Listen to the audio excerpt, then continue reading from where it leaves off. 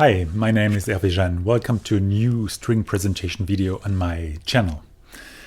This is actually not a simple presentation, it's a comparison. I thought it was fun last time with the gut strings on my plywood base, so I thought I would do something similar today. Today I only have two sets of strings, and these are the Pirastro Eudoxa and the Pirastro Oliv. And the reason why I wanted to compare these two sets is that they have a lot in common. Both the Eudoxas and the Olivs are made of gut.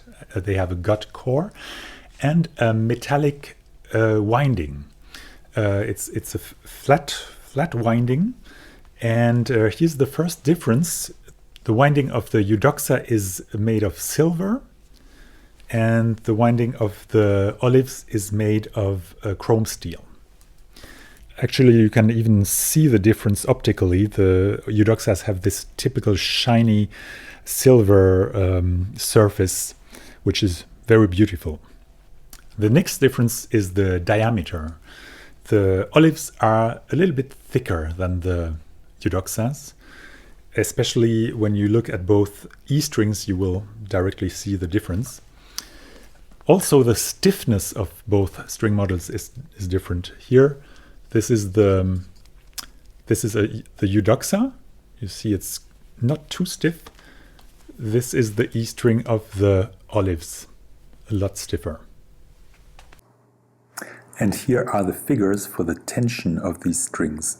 As you can see, with the exception of the E strings, the tension of the Oliv strings is lower than the tension of the Eudoxa. To recognize which model you have, just look at the ends. The Eudoxas have this violet end and the Olivs have this olive green end. Oh, and before we listen to the different samples that I made with these strings, I wanted to point out the one big tonal difference. Well, I realized that the Eudoxas have a quite even sound throughout the whole range and from one string to the other, whereas the Olivs get darker when you get lower. So the E string sounds a lot darker than the G string.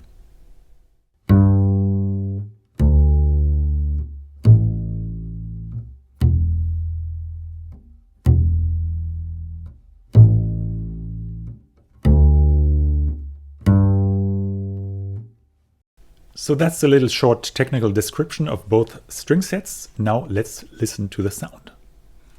So here again, all the recordings are done with the same bass, the same microphone and the same player and the same bass lines.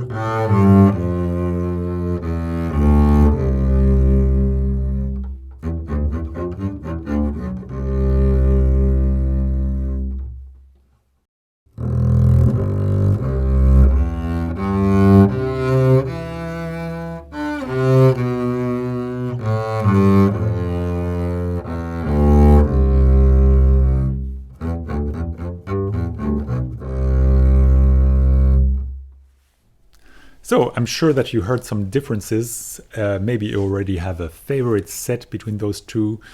Let me know, or let me know any other comments that you have on these strings. The facts are that the EUDOXAs are brighter than the OLIVs. But for me, one of the most important aspects in the sound of a bass string is what I would call the envelope of the sound. The term envelope comes from the synthesizer world, and the envelope describes the dynamic progress of the sound. So basically the dynamic curve of a sound. And the way I feel the envelope or the dynamic curve of the OLIV strings is like this. And compared to this, the envelope of the EUDOXAs would look like this. So it's a little bit the effect of flattening the curve. And personally, I prefer a more marked or more punchy kind of attack. Listen to the following clip.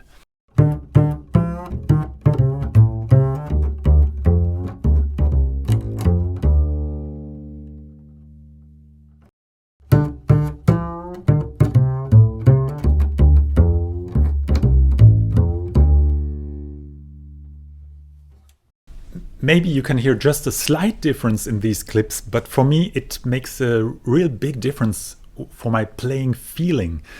With the EUDOXAs, I have the feeling that the power that I put into the strings when I dig in, I have the feeling that it's like a little bit compressed, that it doesn't translate to the sound somehow. I do get a longer sustain with the EUDOXAs, but for me the most interesting aspect is the punch at the beginning of the tone. But this is a real personal thing. I know there are some fantastic players out there who use EUDOXA and they sound great with them. For instance, Chmielinski, and certainly many others too. Here's another bass line where you might hear the difference. It's a descending walking bass line.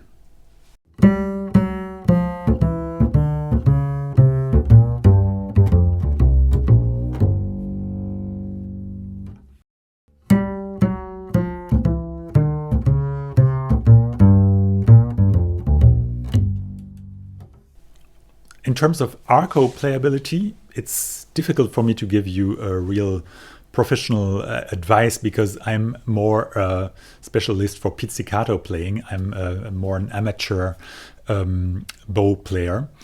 But I thought that the response of both strings was very good with the bow. When I listened to the sound clips, I had the feeling that the OLIVs were kind of a little bit more vibrant, which I liked very much. Here's another clip with the bow. Maybe this will help.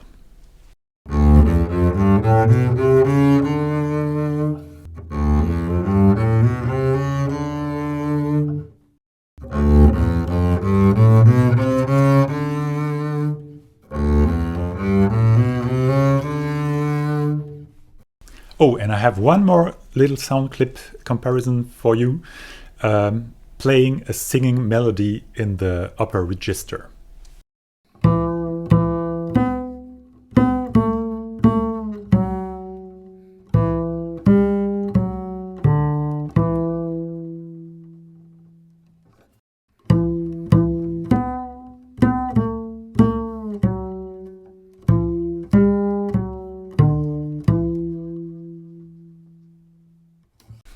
I would say that the EUDOXAs sing a little bit more in the upper register, but I also like the very natural sound quality of the OLIVs in that register. So as I said in the beginning, the OLIVs get really dark when you get to the lower register. So that's why many people combine the higher OLIV strings, maybe sometimes also only the G string with some other strings, but many players, and me too, use the G and D OLIVs and combine them with something else. Actually, for one of the next videos, I will put together the G and D OLIVs with the A and E Evaporazzi Weich. This is a combination that's being used by quite a bunch of players. I read that even John Patitucci uses this, and I'm very curious to test that myself. That's it for today. I hope you liked this video. If yes, as always, don't forget to subscribe to my channel or give me a like. And if you want to support my work, I would be very happy about any tip. You can give me a tip through Ko-fi, or what's even better is to PayPal me directly. I will put a link in the description. Thank you very much. And as always, if you have any questions about these strings or about other bass strings, I'm always happy to try to help you. Just write your questions in the description of the video. Okay, so see you again very soon. Thanks for watching. Bye bye.